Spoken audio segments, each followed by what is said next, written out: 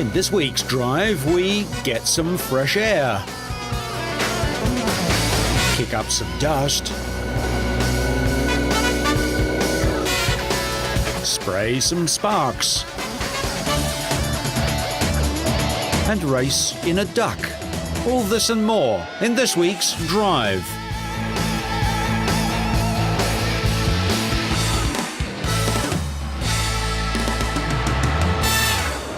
A1 Grand Prix, the World Cup of Motorsport, made its first visit to the Estoril circuit just outside Lisbon in Portugal for the third round of this, the first ever season. The opening sprint race lived up to the promise of wheel-to-wheel action. A three-way charge to the first corner with France on the inside, Brazil in the middle and Switzerland on the outside. France braved it out to hold on to the lead. It was a very short-lived race for Australia, Mexico, Austria and Pakistan as they all crashed out on the second turn.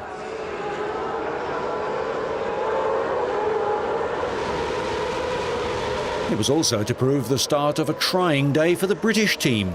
Irish driver Ralph Furman touched the right rear wheel of the British entry, causing a puncture, and it was into the gravel and out of the race for Robbie Kerr.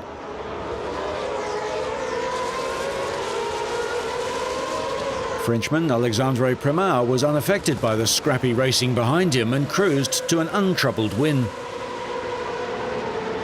In the feature race, India stalled on the warm-up lap and then Brazil's Piquet stalled at the start, impeding Verstappen of the Netherlands, who was right behind him. France led Portugal and the Czech Republic into the first corner, but the safety car was on track as Brazil's car was pushed off the circuit. Ananda Mikola of Team Indonesia got a little too aggressive, trying to overtake Englishman Robbie Kerr approaching turn 1, but the Briton managed to slip by South African Thomas Scheckter in the confusion. When racing resumed, Switzerland's Neil Jani challenged the French car for the lead a second time, only to be thwarted again. Dutchman Verstappen misjudged a passing move and he spectacularly headed for retirement, taking Germany's Adrian Sutil with him. Portuguese racing fans had plenty to cheer about when Alvaro Parente snatched fifth place from Team Australia's Will Davidson in the closing stages. But the final result was never really in doubt. For the third time this season, a driver has gone on to claim a double victory as Premat steered to an emphatic win. So I think we have a really good team. The team Dams for the highway in France, they did a really good job since the beginning of the year, the beginning of the championship, sorry. And so Nicolas Pierre did a really good job, and me too. So I think this is a really good package, maybe to win the championship. I hope so. Premat beat Jani by 7.5 seconds, another second place for Switzerland. It was a first podium for Ireland as Ralph Furman started 19th and finished third, and at last America's Scott Speed scored some points. This is the last European leg for A1 Grand Prix. Next stop is Australia for the fourth of 12 rounds.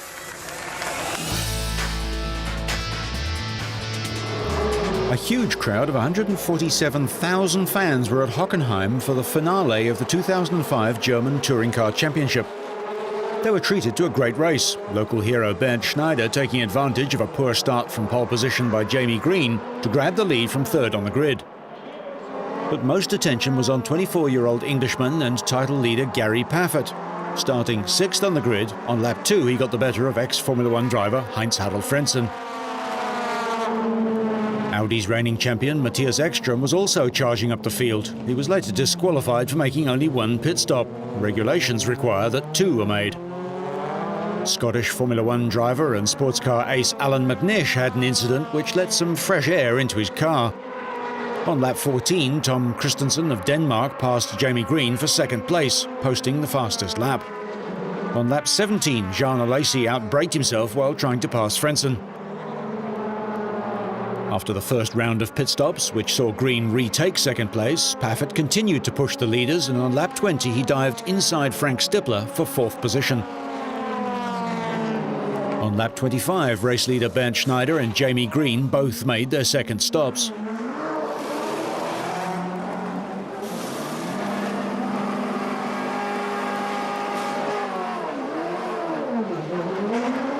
By the 30th lap, Paffett had Tom Christensen in his sights. Under pressure, Christensen floated wide and opened the door for Paffett to grab third place.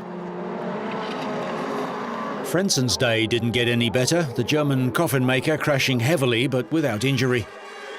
Germany's Bernd Schneider won the race from Britain Jamie Green, but the celebrations were for Gary Paffett, whose third place was enough for him to become the first Englishman to win the DTM Championship, scoring 5 wins and 4 podium finishes in the 11-round season. Second in the championship standings is still Matthias Ekström, 13 points behind, despite being disqualified by race stewards for only making the 1 pit stop. Third is Christensen, ahead of Schneider. What was the best moment of the season for the new champion? Probably crossing the finish line today. It's we've had some great races this year, but crossing the finish line today, finally being champion, was unbelievable. Mercedes took a clean sweep of the podium at the final round. Across the Atlantic, the final race of the Indy Racing League season was held in Fontana, California.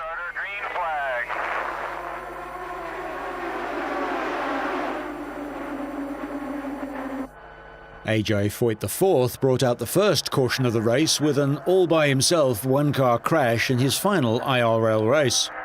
The youngster, who will switch to NASCAR's Busch Series beginning next week in Memphis, Tennessee, was taken to hospital after complaining of pain in his knees. He was examined and later released. Many of the cars headed to the pits while the yellow flag was out, and Tony Kanaan got back out in front. Danica Patrick's rookie season ended with a bang instead of the victory that she had hoped for. It was a jarring crash that brought out the 4th and final caution flag just 16 laps from the end of this 200-lap event. You know, Lazier was driving all over the place all day. I complained on the radio all day that he was, by himself driving all over the place, just trying to, whether he was just kind of lost on the track or trying to cut my hair, I'm not really sure, but or if that was his line. But, it bit me in the end, and I'm not sure, I haven't seen a replay exactly, but, I'm just driving around the outside, and all of a sudden I'm in the wall. So all I know is I had a problem with him all day. Each blamed the other for the crash, with Lazier saying Patrick had cut him up in the turn several times earlier in the race and caused the accident with a similar move. The finish came down to a duel between Dario Franchitti and Tony Kanaan, with Franchitti winning by a whisker, just 0.117 of a second, only the 23rd closest finish in IRL history. It was the second victory of the season and the 4th of Franchitti's IRL career, ending what has been a frustrating season on a high note. Series champion Dan Weldon finished 7th. More than 20,000 people gathered in the centre of Oviedo to pay tribute to their local son Fernando Alonso, the youngest ever Formula One world champion. The crowd, mainly wearing blue and yellow, the colours of both his home region of Asturia and of his team, Renault, packed the city's main square to have a glimpse of their hero. The 24-year-old asked fans to keep their allegiance and led the chorus of thousands of people singing the Asturias anthem. Oviedo has been gripped by Alonso mania since the Renault driver became the first Spaniard to win the Formula One title. Formula One had little appeal in Spain, but Alonso's success provoked an explosion of interest. One fan dressed for the occasion and made maximum noise with his handheld engine and summed up their pride in Alonso's achievement. He is a phenomenon. He is from Asturia and he has won a title no other Spaniard ever managed. It is something unique. Alonso began karting at the age of 3, going on to win the Spanish, European and World Junior Championships before switching to cars in 1999, testing for Minardi in 2000. He joined Renault a year later and won his first Grand Prix in Hungary in 2003. Earlier in the day, Alonso, locally known as Nano, also took part in a gathering with 2,500 followers in the Prince of Asturias Foundation, where many had watched him winning the title on big screens. Oviedo has dedicated an exhibition to Alonso, putting on display his helmet, boots and his car. He was asked about the highlight of his title year. The race after Indianapolis, Magny-Cours, claiming pole was very emotional. And the best moment of the year was yesterday, or maybe today. Then he was asked if there was anything he wouldn't do again if he were to repeat his career. Try not to be a test driver for a year, but that is not up to me. That's up to the team chiefs. I don't know, I would repeat everything the same. Alonso pleased his audience the most by saying he might finish his career without ever wearing Ferrari red. Later, he received the Asturias Award from Prince Felipe and said the tribute he was receiving at home was the ideal way to finish a season.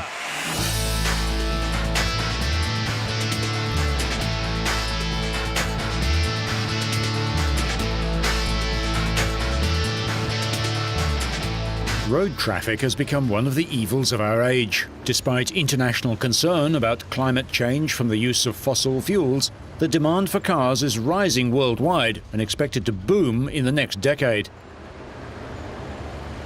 So researchers are hotting up on ways to make car engines less harmful, such as using recycled cooking oil as diesel fuel, saving reserves of fossil oil. By filtering and thinning used vegetable oil, researchers at the University of the West of England have produced a fuel that can be run in a standard diesel engine. They hope a larger program of oil recycling and reuse could help fuel the university's fleet of vehicles. The problem with recycled oil is there's only a finite amount in the environment that we can get hold of. We only eat so many chips in our lives, whereas with pure oil, we've got extensive agricultural land, some of which is currently in set-aside, which could then be devoted to growing crops for fuels. Oil-bearing crops such as rapeseed could be grown to fuel cars and help consume some carbon dioxide from the atmosphere as they grow. Dr. Shales believes biofuels will be vital as the world's reserves of fossil oil start to run out, just as global demand for fuel is rising. It's going to help to solve our fuel problems, and there's a very important aspect to this, and that's called peak oil.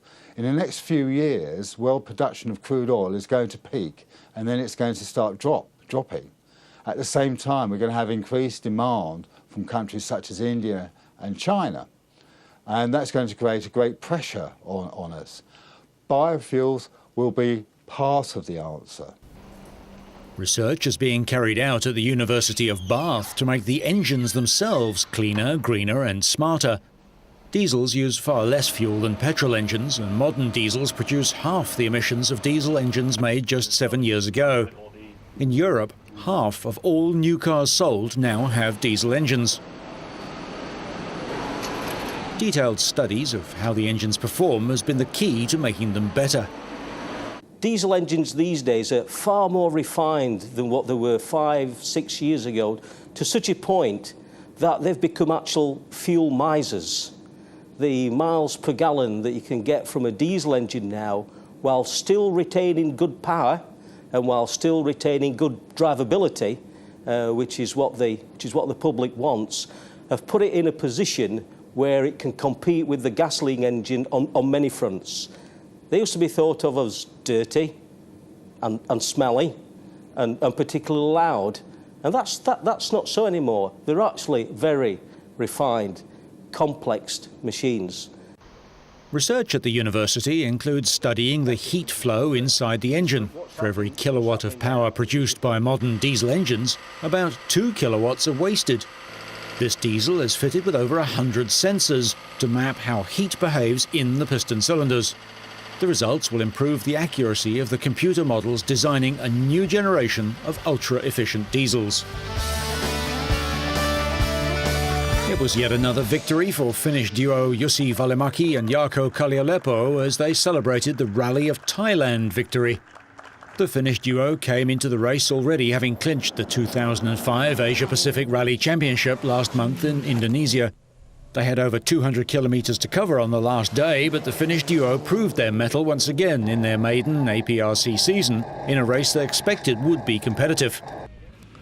I expected to be more tight here, but for sure I want to win this rally, and we want to challenge Ara here because we have nothing to lose, and the championship was sealed. This was our target, and I'm very happy and very pleased about the result. The Finns clinched the title a few weeks ago, but winning 15 of 16 stages in Thailand solidified their claim to the top spot. The top Japanese drivers were denied victory again. Toshihiro Arai could only manage a distant second to Välimäki, while Katsuhiko Taguchi's day ended in a tree with some admittedly aggressive driving. I think a little bit too fast. Not little bit, it's much too fast. The 2005 Asia-Pacific season has now come to an end, but the Rally of Thailand at least gave drivers like Toshihiro Arai something to build on, heading into the World Rally Championship event in Perth in Australia. Left into -6 right, exit braking and caution dip, exit braking and caution dip. 40, flat crest. Good practice for Australia because the road is quite fast and quite tricky road, so very good practice, yeah. Malaysian driver Kan Chi Hong and navigator Bernard Chin settled for third over the three-day rally, while fourth went to the Mitsubishi Lancer crew of Jeff Argyle and Jane Black. The MotoGP world title already safely claimed, the main question in Istanbul was whether Valentino Rossi could equal Mick Doohan's record of 12 Grand Prix wins in one season. It didn't go according to plan for Rossi, or for that matter, Sete Gibernau, who slipped past his teammate, early leader Marco Melandri. Gibernau had started the race on pole, Rossi in fourth. Melandri was back in front just 2 laps later as the Spaniard ran into the gravel and saw his chance of winning his first race this season disappear. The Spaniard recovered to eventually claim fourth place. Rossi had started fourth, but the Italian dropped as low as 8th before clawing his way back through the field. By lap 8, he'd overhauled Nicky Hayden for second place. Rossi piled on the pressure over the final few laps, but Melandri held firm to take the checkered flag with a relatively comfortable advantage of 1.5 seconds. The 23-year-old Italian, the 2002 250cc world champion, held on to clinch his first ever MotoGP victory for Honda. He's previously scored 17 victories in the 125 and 250 classes. Rossi was second to spoil a Honda sweep of the top 4 positions, with Hayden third ahead of Gibernau. This was Rossi's 15th podium finish from 16 races this season.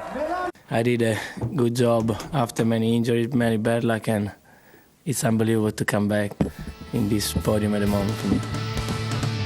Rossi will have to wait until the last race of the season in Valencia to try and equal the mark set by Mick Doohan in 1997. The 250 world title had been settled at the previous round in Australia, but that didn't prevent an exciting race, with the champion, Daniel Pedrosa, forced to chase Casey Stoner, who led from start to finish on his Aprilia.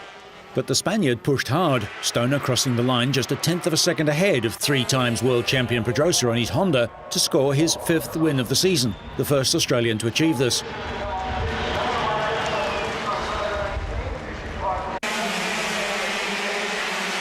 Behind them, the battle for third saw Hiroshi Ioma and Alex De Angelis going head-to-head in the late stages of the race. But the San Marinese crashed out on the last corner, rejoining to finish 7th, leaving Ioma to take his 4th podium of the season. I knew it was him behind me because his team was the only other people holding the pit board out. So, I just pretty much kept my head down, and I knew if I went behind, then I probably wouldn't have a chance to get back past because the left-hand side of my front tyre was just destroyed, and it wasn't. I wasn't too confident in a lot of the fast corners. But so I pretty much just kept my head down, and for the last lap I just tried to keep everything smooth and brake as late as possible so he couldn't pass me, and everything worked out perfectly. So after a rough weekend, I think we did all right this weekend. The Japanese rider is now just 12 points off third place in the World Championship standings, currently held by his Honda factory colleague Andrea Dovizioso. Positions 3 to 9 on the ladder can still change. As usual, there was high action in the competitive 125cc race.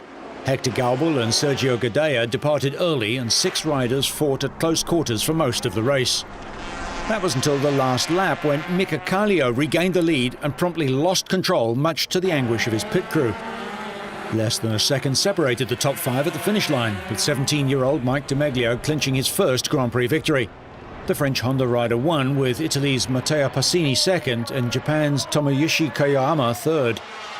Despite Kallio's crash, KTM continued to lead the Constructors' Championship with a lead of 13 points over Honda. With his 5th place finish in Turkey, Thomas Luthi of Switzerland needs only 2 more points from the season ender in Spain to secure the title. Finishing 14th or better would do it for the teenager.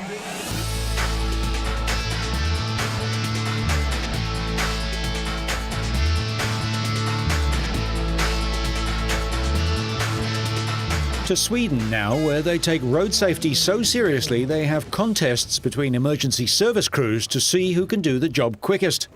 These competitions on simulated car crashes let crews see what they might be up against with new model cars which may be involved in collisions. The exercises also allow the crews to practice their communications and extraction techniques for vehicle passengers with a variety of injuries. Perhaps not surprisingly, Volvo is one of the main sponsors and works closely with the rescue service organisation in Sweden. When they train normally, they can see a little bit a part of everything, and they train on that part, and now they can see the whole thing. And they have the opportunity to get new ideas, new ways of doing things, and I think they learn a lot. For the teams, the competitions offer the opportunity of developing new solutions and practicing difficult situations under safe conditions. We want to compete because competing makes us practice a lot, and if we practice a lot we get better to do this for real. Which is the most difficult sort of situation? I guess nobody wants to get out there and find a car on the roof. And to be able to get into the patient is very difficult when it's on the roof. Maybe there are other cars blocking the entrance and stuff like that. So on roof it's not good. And the patients in a car that's on the roof are usually badly injured. The competition is also an opportunity for Volvo's engineers to gain valuable experience. Yes, we can use it. We get information and their opinion, the rescue workers' opinion about cars and how the rescue work should go, and that we can bring back to the design office and use it in the future cars. Of course, all this would be unnecessary if we could eliminate collisions in the first place.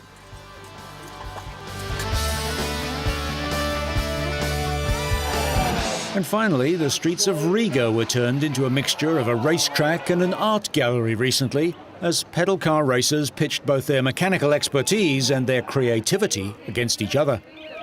All the participants of the cartoon go-kart rally were given the same framework for their vehicles. It was then up to them to create a masterpiece. With 2 months to prepare, the only conditions were that the vehicle would be moved by pedal power alone. Some of the more attractive vehicles were the Cloud, the Ship, and the Double Bed, whose driver even designed a co-driver. A navigator should be in each rally team. There is a pilot, and the other is a navigator, and she is the navigator. It's a map below there, which she reads. Rally participants says it takes a good 2 weeks to prepare both themselves and the vehicles for the race. None of the cars would have got by the fussy Formula One scrutineers. But there's no doubt that just as much passion and ingenuity went into the design process. The driver and designer of the Arrow insists all aspects of the design are taken into consideration. Everything is well considered. It is why we have a pointed front piece as an arrow, so we could split the airflow, so as to be the fastest, the best, the most safe, the most clever. While there's no actual winner of the racing aspect of the rally, beyond actually competing the course more or less intact, members of the crowd voted for their favourite, and it seems it was the Cloud that found the most appreciation.